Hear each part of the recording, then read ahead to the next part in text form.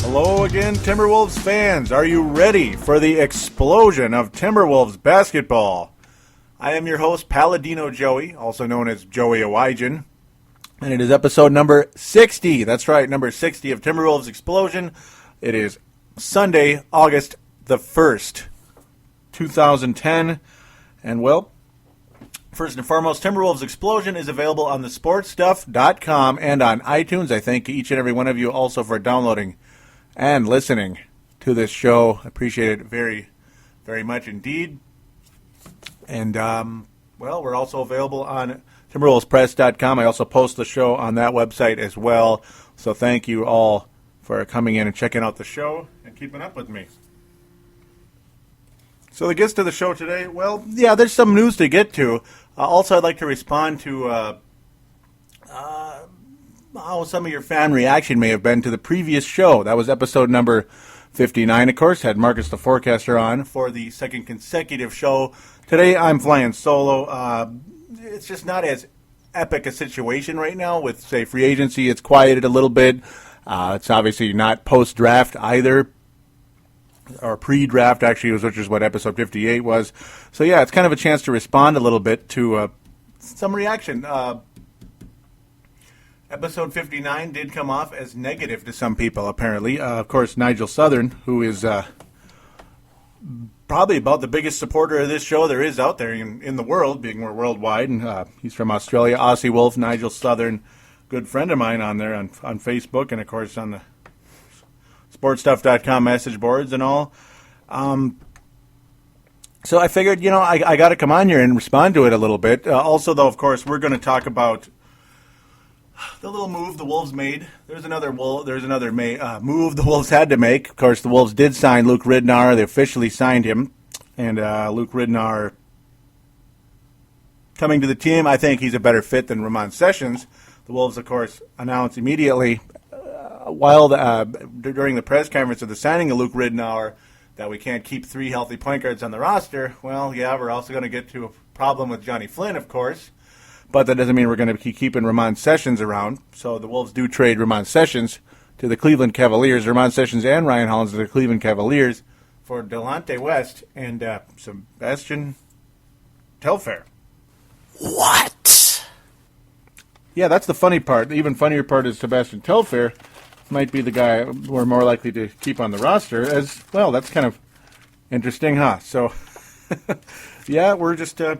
it's bizarre, but at the same time, understandable. So, yeah, we're going to get to Flynn and Sessions. We're actually going to get to that first, and then we'll get to the Facebook stuff with Nigel Southern, also known as Aussie Wolf. So that's the gist right now.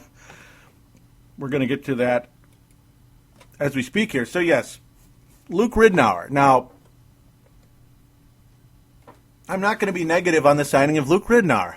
I may have come off a little bit negative with Luke Ridnour at first on episode number 59, but it was more or less because why are we signing another 4-year deal for $16 million, the identical contract to Ramon Sessions? It's like, what's going on here? Especially when you got Ricky Rubio potentially coming. We're trying to basically shape the franchise for Ricky Rubio. You still have Johnny Flynn, so we signed Luke Ridnour to $4 million. We talk about having 3 point guards on the roster. We don't want to do that. So then what are you going to do the next year? So it's a strange situation. I do got to think that Johnny Flynn could be on his way out within the next year. I do believe that, especially if Ricky Rubio does come. There have been some rumors about Johnny Flynn that they continue to pop out, and they continue all the time. I'm going to talk about that a little bit as well here in a little bit. I just might, if for whatever reason I don't get to it today on this show, I'm sure we'll be talking about it in episode 61 or something at some point, because I don't think it's going away. I think Johnny Flynn is the one that's going away eventually. So we got to hope and pray he plays really well, keep that value high, and, we also hope he's healthy as well. So, yes, Luke Ridnour, I'll get to the point here. I got to stop digressing. Granted, it's all relative, the point guard situation. It's all relative, so I guess it's not really digressing too much. I'm going to get to another topic, too. I'm looking at it right now. Of course, I got to get to that. Duh. get to that right after the Luke Ridnour deal. Now, Marcus the Forecaster, I'm not sure he wants me to say his first name, but I did. And, well, it's not like anybody's going to hunt him down because I said his first name. So we'll move on from that. He mentioned that Luke Ridnour is not coming in here to just be a mentor to Johnny Flynn. And no, he's not, because, Luke Ridnour potentially could start for the Timberwolves. He could, and I got to think going into the regular season at the beginning with Johnny Flynn's situation, Luke Ridnour is the starting point guard for the Timberwolves at this point in time. And, he's a better fit for the triangle. He's a better passer, and he's a more complete outside shooter. He just is. He's a solid player. I'm not in love with Luke Ridnour, but I like him. And the price isn't that bad. It's just the length and the commitment is kind of weird. It's kind of weird. It's like, do we have to keep trading people? Again, it's not going to kill me if you have Ricky Rubio and Luke Ridnour on the roster. No, that means Johnny Flynn is the odd man out in that situation, in my opinion, unless Johnny Flynn is the next Jet Terry for the Timberwolves. He's still got to prove he can be that at this point. Because he sure the hell ain't the next Chris Paul. All of that, I think, is, I don't think it's not going to happen here. If it's going to happen, it's going to happen in a different offense and possibly a different coach. Yep. So now we'll get to the Facebook comments on this. I mean, this kind of is like a Facebook episode, you could say. It kind of is because I put a lot of it on the Facebook group. All you really got to do for this to find it is Timberwolves. Just search Minnesota Timberwolves or our Timberwolves Explosion Minnesota Timberwolves Show. Timberwolves Explosion Minnesota Timberwolves Show. And you'll find it immediately, and please do join. So that's how you find it on the Facebook group, all you Facebook peoples out there. Also, there's a Twitter account, twitter.com/Wolves Explosion, because Timberwolves Explosion does not fit. Twitter.com/Wolves Explosion. And I got to make sure I keep my focus here. I keep jumbling my words, and that's not cool. So we'll just keep going here. A little too excited, as always. But no, Luke Ridnour came here to compete for the starting role. Forecaster called that out well before the press conference came out with David Kahn and Luke Ridnour. Yeah, Ridnour is not here to just be a mentor. Marcus is like, can you just do that from the bench or something like that? The bench. But no, it's like, no, he's not going to be he's not going to just be a mentor for the Wolves. He's going to try to start.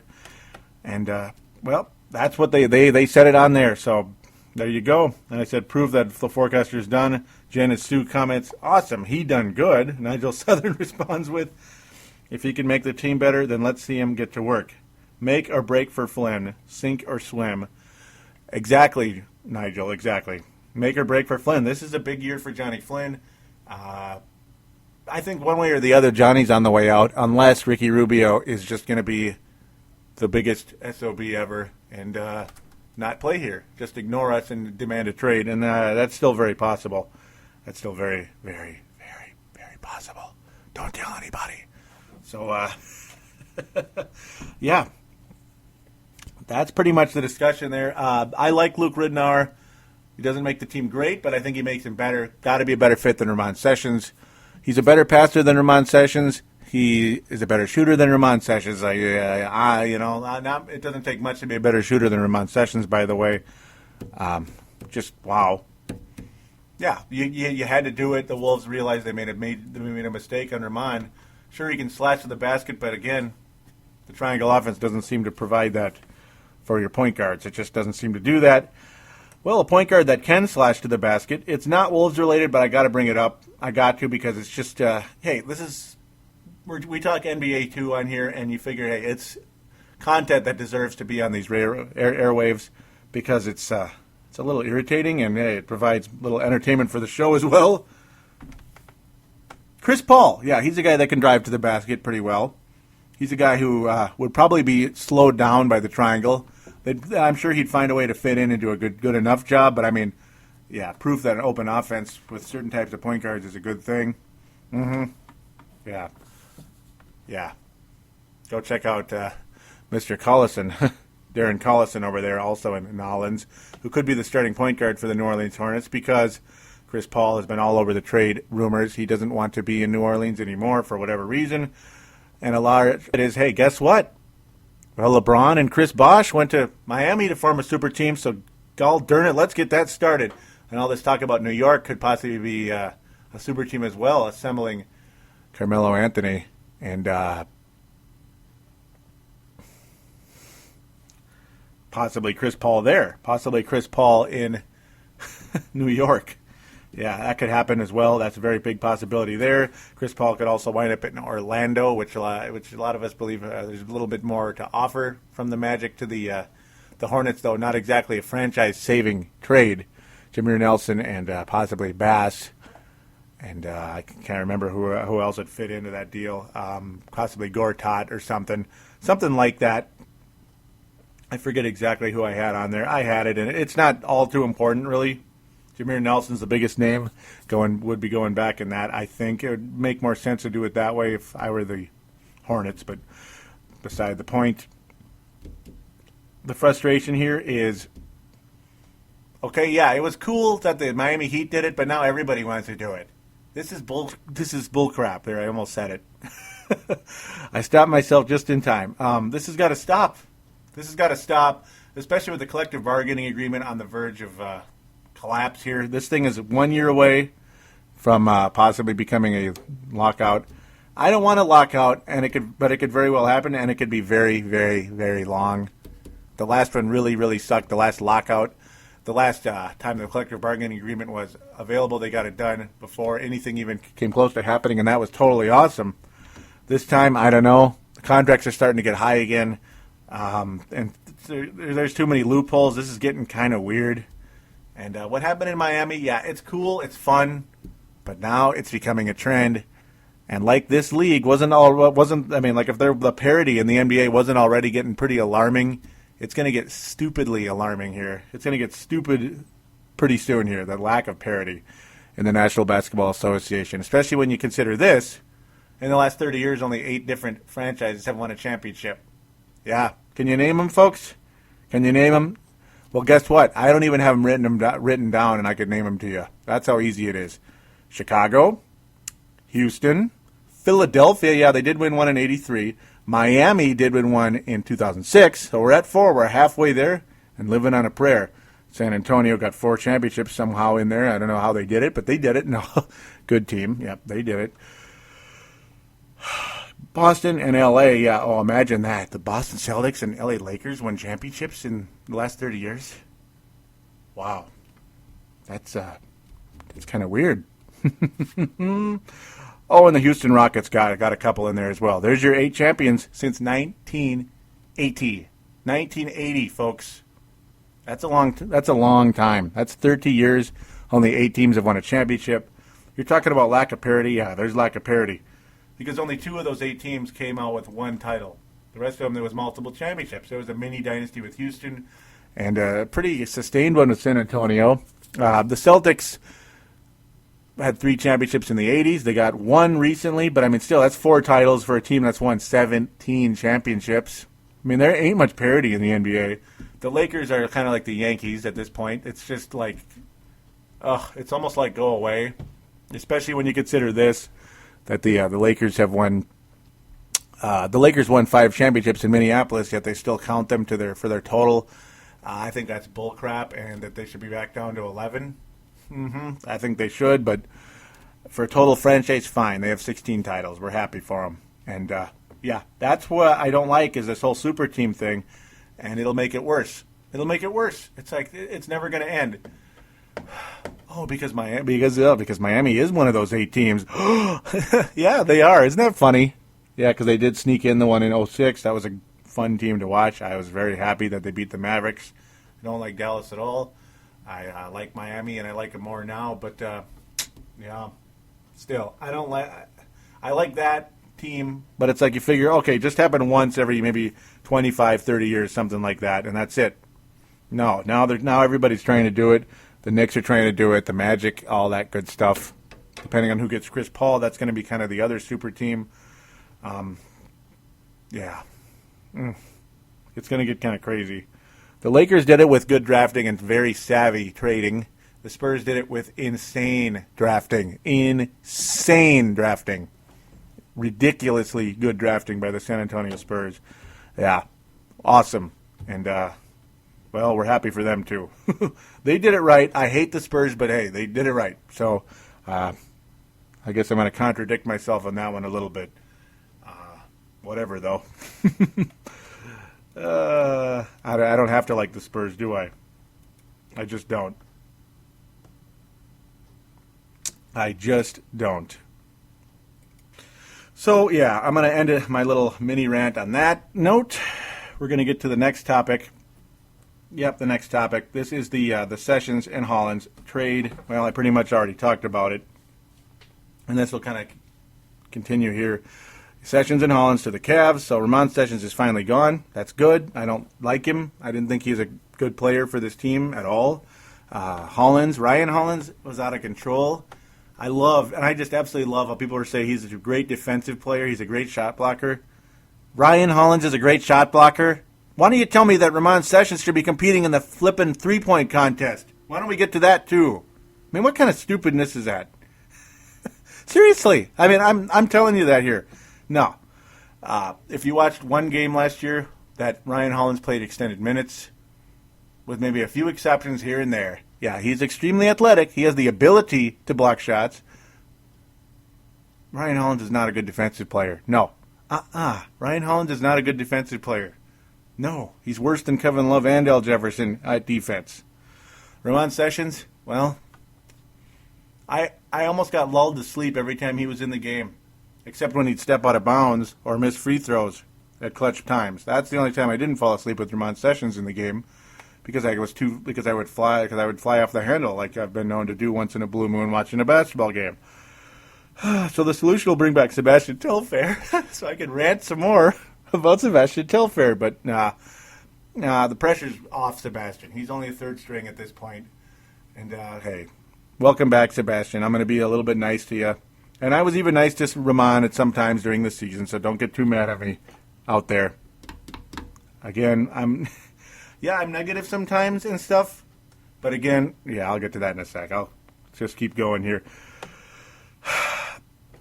Delonte West, though, and Sebastian Telfair. Delonte West expected to be waived. I figured he might be an okay fit because he can play a little bit of two-guard, but, well, no, this was mainly for salary cap purposes. And I guess to get some type of insurance, being that Johnny Flynn this is going to be the final topic before we get to the major discussion with Facebook here about my negativity, that I understand the approach made by Nigel and probably other people out there that did not comment about it. I'm sure you felt the same way. I'm sure you did. I was beginning to wonder when that was going to come, and it finally did. Yeah. Okay. Get to the point, Joey. Johnny Flynn out for 3 to 4 months with a hip injury and ultimately hip surgery. The hip was bugging him at the very, very end of the season. Unfortunately, could not play in any of the summer league, of course. And now, he's out until at some point in November. Johnny Flynn is. So Sebastian Telfair will be on the roster, probably the immediate backup, barring some type of different move along the way. Telfair is an NBA player, okay? He is. He's certainly not this phenom that a lot of us expected him to be coming out of high school and being a Marbury relative. He's a cousin of Stephon Marbury, another Coney Island kid. Certainly has talent. He's got talent, but hasn't applied it in the NBA to the level anybody really expected. And he's kind of, I don't know. He's an interesting player, I guess. He's got a nice outside shot, that's the one thing that I liked and everybody probably liked about him. He does have that outside shot on occasion. When Telfair gets hot from the outside, he can be pretty helpful. So I'm going to be nicer to Sebastian this year, most likely, if he does suit up for the Wolves. Most likely, because the pressure isn't on him at all. None. So there's really no reason to expect much from him. Just going to move on from that.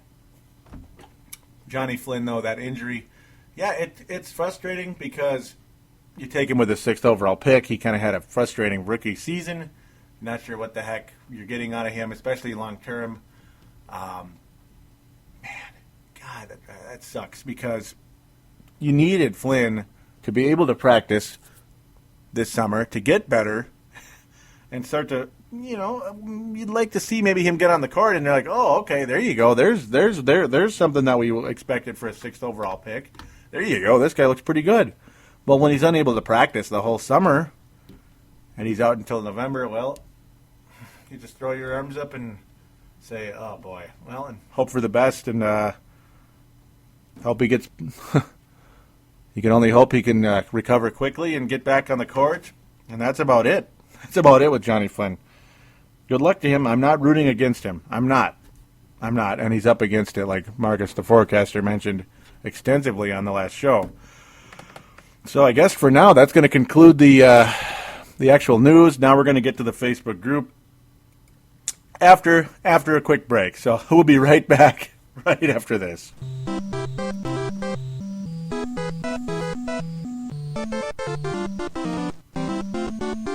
All right. We are back here on Timberwolves Explosion, episode number 60, which is a reminder for iPod users along with the Apple, the Microsoft Zune, and all that good stuff. So here we go. It's time for the Facebook group, time for a little of this discussion.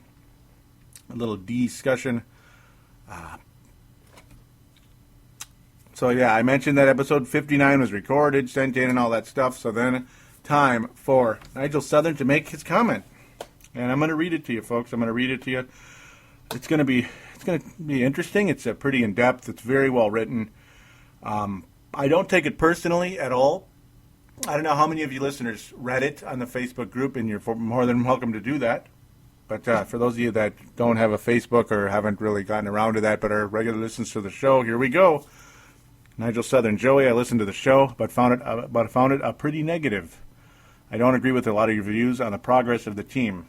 Could we have taken Cousins? Yes. But we would have nothing of quality at small forward, whereas we have Wes and Darko, who I feel has potential and is far cheaper than many other options signed this season. You were also very keen on Darko, the first center we have ever really had. Small forward like Gay or Johnson were never coming to many. Well, yeah, I'm sure he means Joe Johnson there when he says the small forward, who could kind of be small forward or shooting guard, and I agree with that. Yeah, I agree with that. I know they weren't coming. Darko Milicic, yes, he's the best center. Talent-wise, he is the best center the Minnesota Timberwolves have ever had. We were just a little bit frustrated because we figured DeMarcus Cousins had that unbelievable potential as well. Me and Marcus the Forecaster, part of it is really,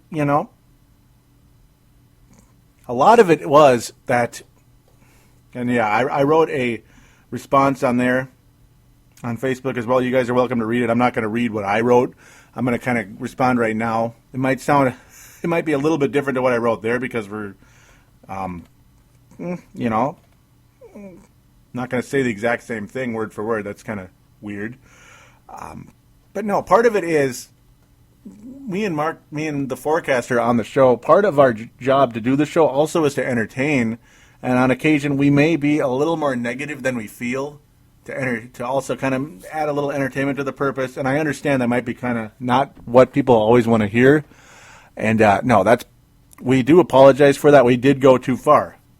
We went too far, and I agree. So I agree that you can't just come on here and pile on a team that we know the miscomings of this team, the shortcomings of the team. That might sound a little better. Yeah, I know you guys don't want to hear the piling on, and it gets frustrating at times. Marcus actually probably is a little bit more negative than I am right now, his thoughts on the team. I don't want to speak for him too much because that's not fair with him not being here. We'll probably have him back on pretty soon. Heck, I almost had him on tonight, but that just didn't happen. His schedule kind of suddenly changed, like it tends to, like a lot of us adults. But no, I agree. Darko Milicic is the best center skill-wise the Wolves have ever had. But we do believe that DeMarcus Cousins is going to be a better pro in the NBA than Wesley Johnson. And you know what? I'm going to say this. I'm going to say this right here. This isn't what I wrote down below. I don't believe it. I'm not looking at it, and I'm not worried about it. This is my thought process right now. Small forwards, they're kind of a dime a dozen. They kind of are, God forbid, I love the position. I play the position personally. but they're kind of a dime a dozen. Dozens, dozens and cousins. Yeah, imagine that, how that would come out like that. DeMarcus Cousins has star potential. Wesley Johnson does not have star potential. I don't believe he does. I like filling the need. I love it. But this team has no star potential right now. Ricky Rubio is no guarantee. That's where me and the forecaster are extremely frustrated. A lot of it is the frustration. A lot of it is. And that ties into where Nigel goes here. As for Big L, firstly, there's no trade exception because we have salary cap space. You can only have a TPE when you're over the cap. The trade took us well under the cap. That's something that can't expire. Yes, correct. You do use it, though, for a team that is over the cap. You give them a trade exception. That's what happens. Like, say you get Carmelo Anthony. Well, you can use a $13 million trade exception to go to the Denver Nuggets, partially being we can absorb the salary without giving up numbers back, and that way they get numbers back without screwing up their salary cap, because they probably don't want to keep their salary too high. When you're giving up a franchise player, you want to kind of sometimes just start over and have some money to sign a free agent right away and make your progress a little faster. Sure, the L trade, it's good in some ways and bad in others, I guess. I like that we got 2 first-round picks. Granted, I'm sick and tired of trading them away all the time. I'm sick of it. I just am. I apologize that may sound negative, but it gets kind of bizarre. It really does. Nigel also gets into how Love and Al match up fairly close based on minutes and all that. How Love is a bit moody. Beasley, yeah. Okay, it's kind of all over the place. I'll just read it. Secondly, when you analyze the numbers, Love and Al match up fairly based on minutes played. Love significantly better contract. Love has only played 2 seasons and is yet to show his true potential, but is one of the best rebounders in the league and shows promise from a scoring perspective. And when backed up with Beasley, could be a very interesting duo, far more athletic team. Love is a bit moody, yes, but I'm hoping that this is because he wants to win and compete. We need to harness that passion. Yes, Love is a passionate player. I just hope he's not a high-maintenance player. And we'll see. There's some things that I want to say, but I shouldn't say, I guess, about Love. I just don't know. I shouldn't say because it might not be the right thing to say at this point. I know you like to hear what's on people's minds, but it's something that I probably will disagree with later on. Right now, I'm going to give Love the benefit of the doubt, and hey, this is it. Go get him, Kevin. You're a starting power forward this year. Go get him. Michael Beasley most likely could be a starting small forward. We also talk about how David Kahn. I'm not going to read much more back to back, but word for word, but David Kahn. My frustration with David Kahn is not everything he's made. No, I'm not frustrated with everything that David Kahn has done. I love the Michael Beasley move. A team that's looking for star potential right now of any kind, and unable to sign anybody like Rudy Gay and such. Getting Michael Beasley, that was awesome. That was an awesome move. So there's definitely positivity right there. Kevin Love will be better than last year, I think. And I do agree about the best rebounder in the league. He's right there. Yeah, he really is. Promise from a scoring perspective, I guess. More of a shooter, though. He has no post moves from my vantage point. I have not seen any post action from Kevin Love. I have not seen it. Forgive me here. I mean, I watch pretty close, and I don't see much post-up talent out of Kevin Love. He's more of a face-the-basket guy. Beasley, well, he's a supreme athlete, and he's probably more of a shooter as well.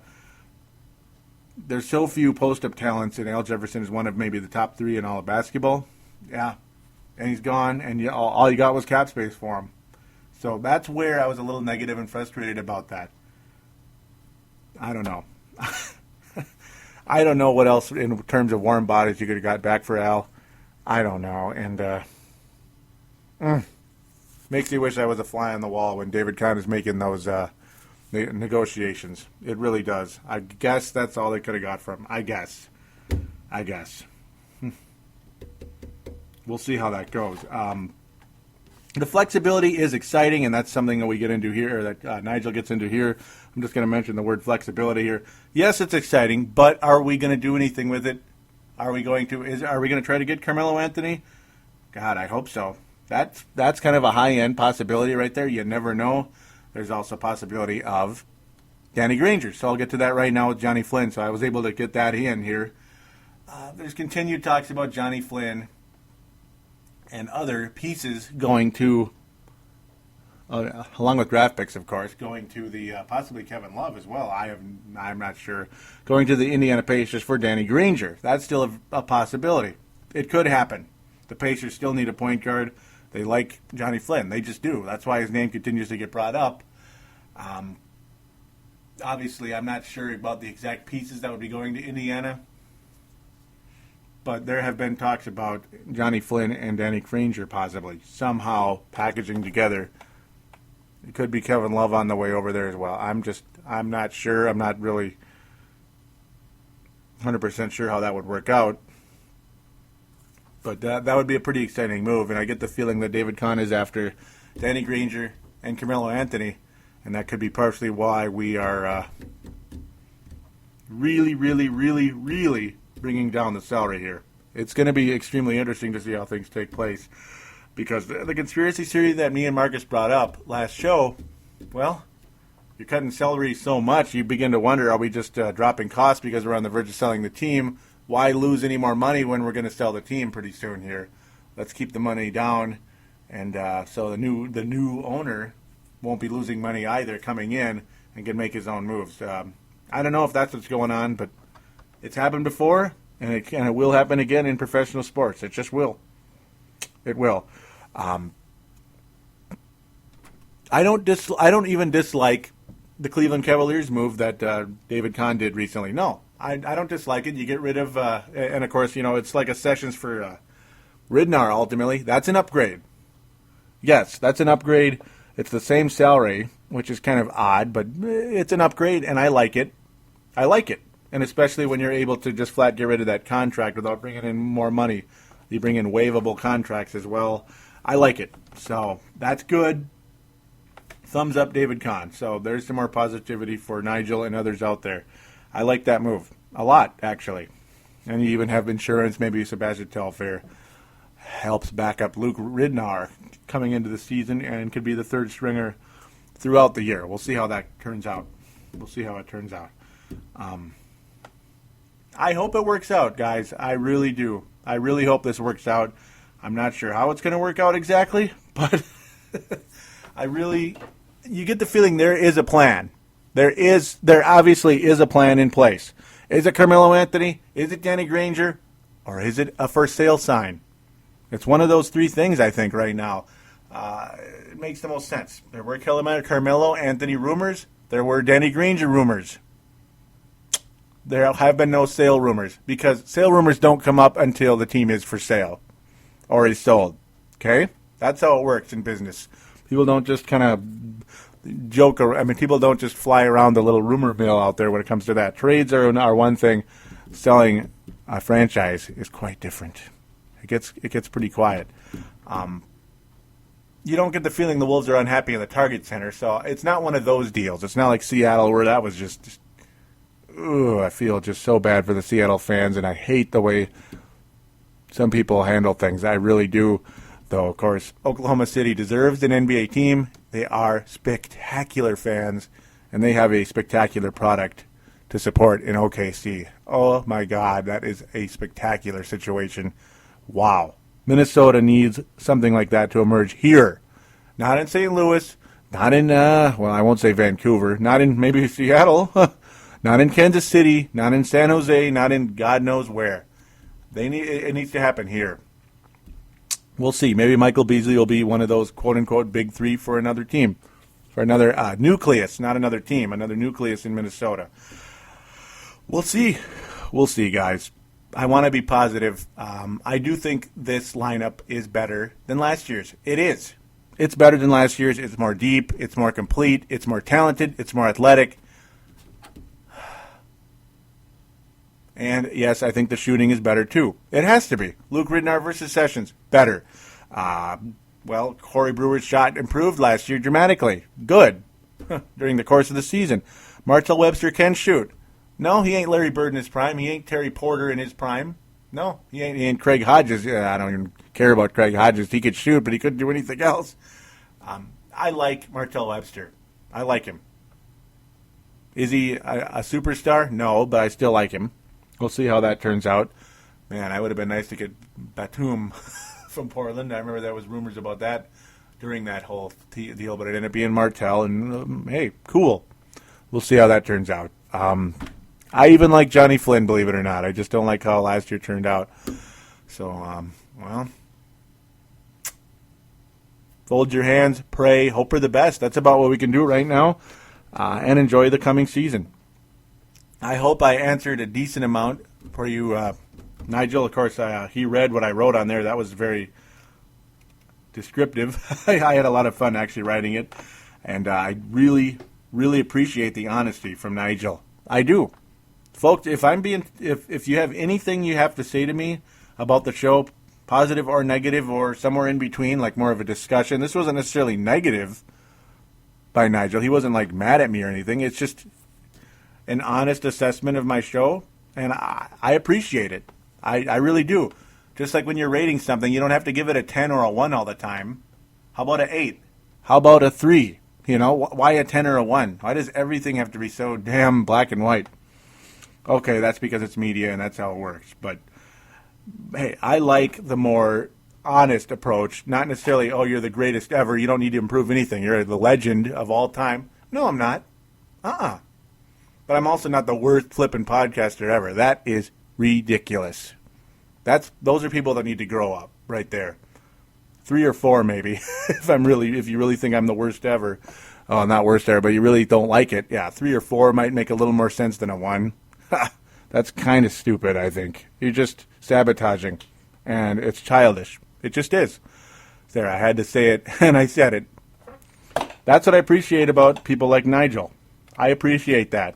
I'd rather have an 8 than a 10, unless you really, truly in your heart believe it's a 10. Seriously. I like honesty. I really do. Okay. I'm going to read a few comments made by Nate Lindholm and Brent Jacobson. Hopefully you guys are listening. Brent probably is. Nate Lindholm maybe. This is about that whole trade, the Delonte thing. Nate Lindholm's comment is, because I figure, hey, this is here so you can be read on air. So let's get to it real quick. Nate Lindholm's comment about that Sessions deal, the Cavaliers and all that. We will see what all this cap space turns into. I think that we got rid of Hollins in the deal. What do you think, Joe? I like that we got rid of Hollins in the deal. Yeah, I like it. I like that we did because he's out of control. I wish I responded to Nate on there, and I feel bad about that, Nate. Hopefully you're listening right now and you heard my response here. Yeah, I like it a lot. It was the right thing to do. Really, he's out of control. Plus, you're bringing in Pekovic, which is official now.